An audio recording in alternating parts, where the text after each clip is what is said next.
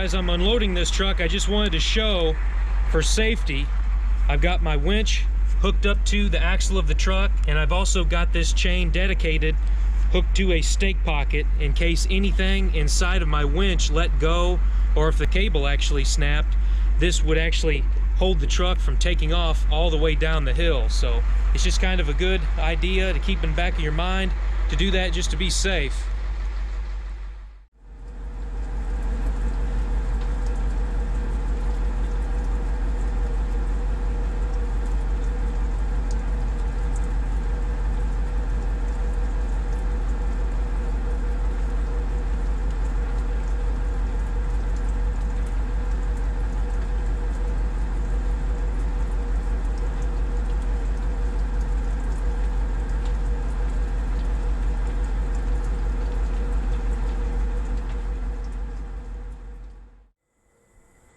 Now, I don't know about you, but that's probably one of the ugliest / coolest trucks that I've seen in quite a while.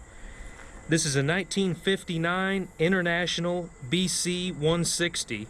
It's been a few days since I've got the truck unloaded off of my rollback. I've done a little bit of research on it, and from what I've found out, this is actually a pretty rare model truck.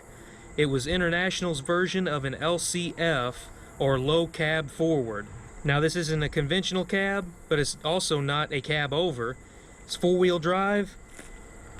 I thought it had a winch on it when I first pulled up and seen this massive bumper, but I guess it's just where you could wrap a chain through it and winch this truck out of a massive hole. Old cab is in pretty rough shape. The roof panel is about the worst.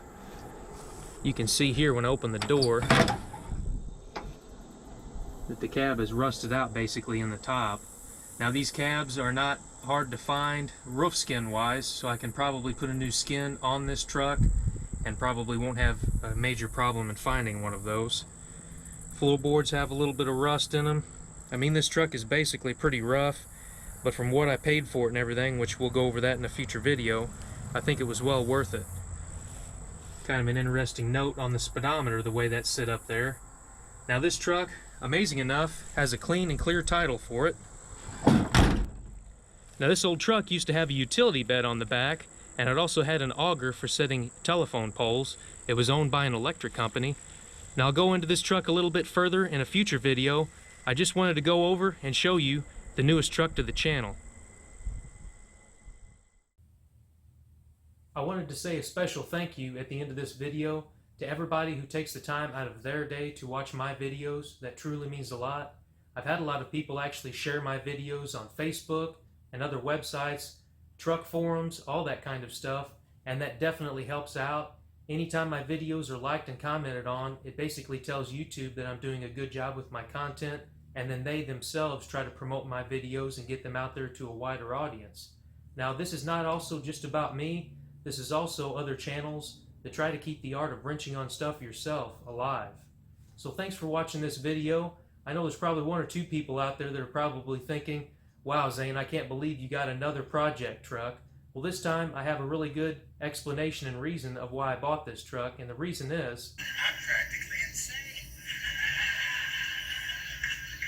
In all honesty though, all jokes aside, I don't think it's going to take much work to get that old truck running and driving. But thanks again for watching this video. Leave a comment or a question down below. Subscribe if this is the kind of content that you're into. And just a friendly reminder that it doesn't matter if you're working on your project in a garage or in your driveway. What matters is that you go out there, you do the job yourself, and you learn more about your project, whatever that project may be. Now that this video is over, how about you go outside and work on something? My name is Zane, and I'll catch you next time.